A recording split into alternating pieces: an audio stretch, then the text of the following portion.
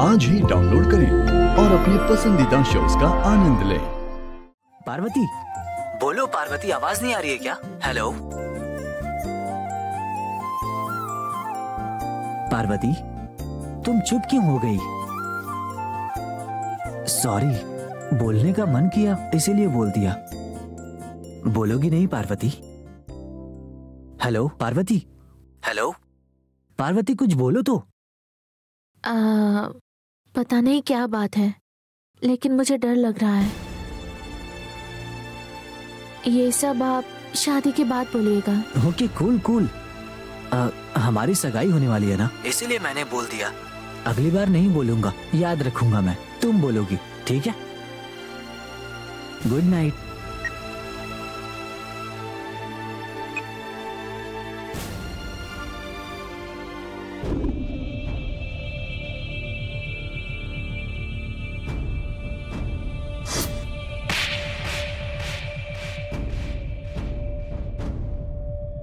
ला ला ला। अरे रे, गुस्से में लग रही है। बुआ, बड़ी बुआ ने सबके सामने आपका अपमान किया, इसलिए दुख हो रहा है। जले पर नमक मत छिड़क। मैं उस खाना बनाने वाली के सामने बेइज्जत हुई हूँ, ये सोचकर अंदर से जल रही हूँ। मेरे जख्मों को और मत कुरेद। छोड़िए ना बुआ, जो होना था वो हो गया। मुझे बहुत भूख लगी है, चलो खाते हैं। मुझे मार डालो। बुआ मारिए मत ना, दर्द होता है। बड़ी बुआ ने आपको मारा तो उनको मारने के बजाय मुझे क्यों मार रही हैं बुआ? आप जाकर अपना गुस्सा बड़ी बुआ को दिखा दो, ठीक है? इतनी बेइज्जती होने के बाद भी अगर मैं शांत हूँ तो उसकी सिर्फ एक ही वजह है कि तू इस घर की बहू बन जाए। एक बार तू इस घर की बहू बन गई ना तो वो राज राजेश्वरी रोड पर आ जाएगी, देखना। मतलब मेरी शादी आदित्य जी से होगी ना बुआ? चाहे कुछ भी करना पड़े, पर मैं तुम दोनों की शादी करवा कर ही रहूंगी। क्या बात है। ठीक है बुआ, चलो खाना खाते हैं। अक्ल नहीं है क्या तुझ में?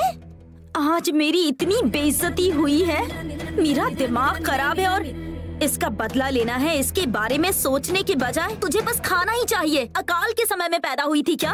डांटो मत ना। ठीक है, तो बताइए अब क्या करना है और किसका अपमान करना है? हाँ हाँ हाँ, बोल तो ऐसे रही है जैसे उसका कुछ उखाड़ लेगी तू। दिमाग है क्या तुझ में? उस खाना बनाने वाली से अपनी बेइज्जती का बदला लेना है।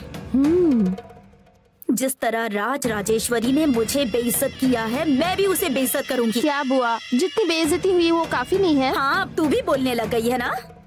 नहीं बुआ, पार्वती से तो हम बदला ले लेंगे, लेकिन बड़ी बुआ को हम कैसे बेइज्जत करेंगे? हाँ, ये तो बहुत आसान है और इसके लिए एक रास्ता भी है।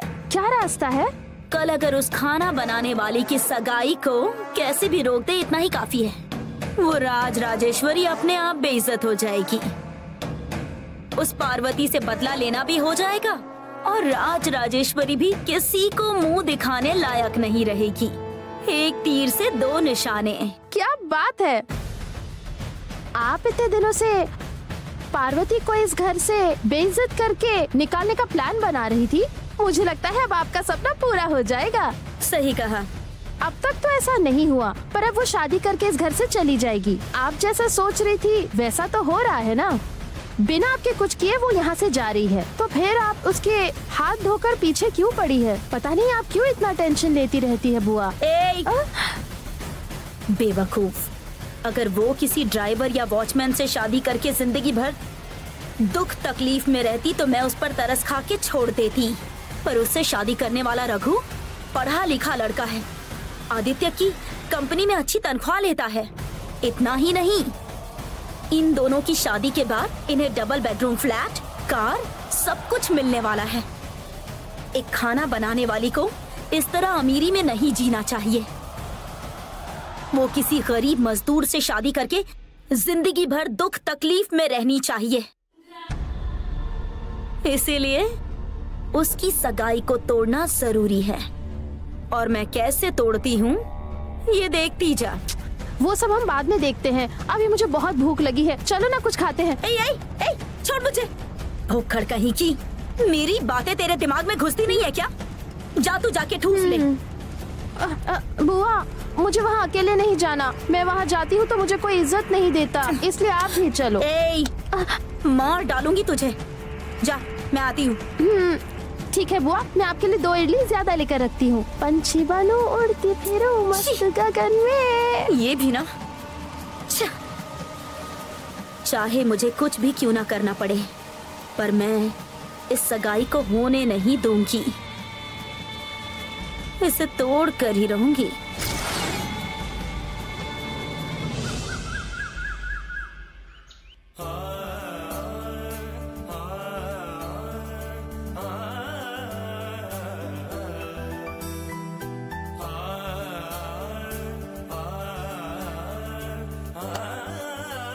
सर, लोग जिसकी पूजा करते हैं वो मंदिर में होते हैं या फिर पूजा के रूप में घर में होते हैं, पर मैं जिसकी पूजा करता हूँ वो भगवान मेरे सामने है। रघु, ये सब क्या है?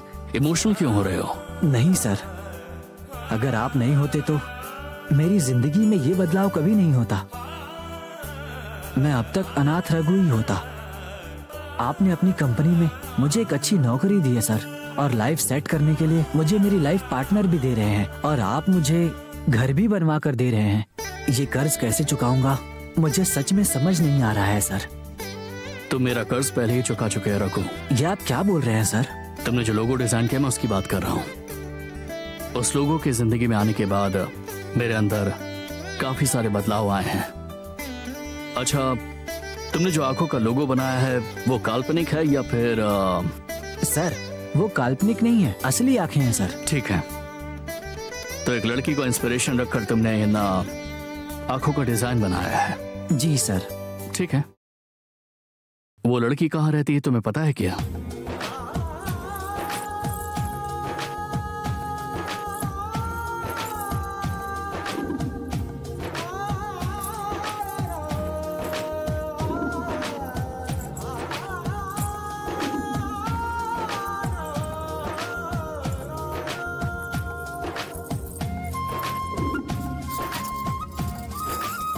Sorry sir, herbal beauty product का लोगो बनाकर आपको इम्प्रेस करना चाहता था।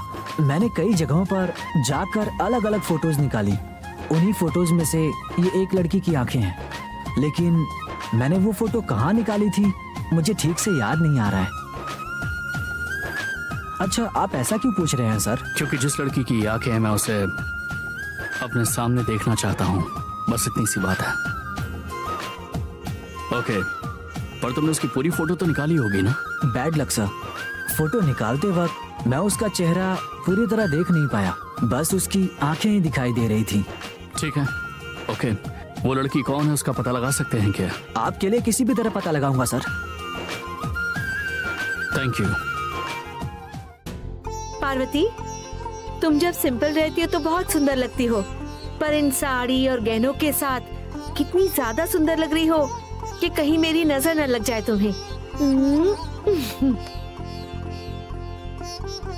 दीदी, क्या हुआ? क्या कर रहा है ये? एक पैर पैर पकड़ रहे दिखाओ हो ना तुम? दीदी, 1 मिनट दिखाओ ना।